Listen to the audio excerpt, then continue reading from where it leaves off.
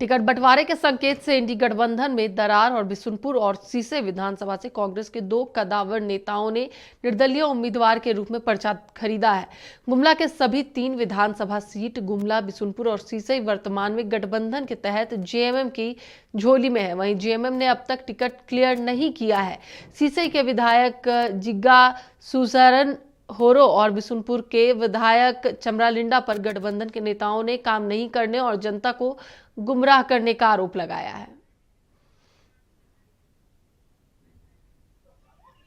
परिस्थिति ये है कि जनता की स्पष्ट मांग है, सीसे विधानसभा क्षेत्र की जनता का, कि वहां पे स्थानीय विधायक होना चाहिए जो कि वहां का सीसे का खतियानी हो, क्षेत्रीय हो, क्योंकि लोगों का ये मांग है कि बाहर के लोग को हम लोग बना के ठगा सा महसूस करते हैं।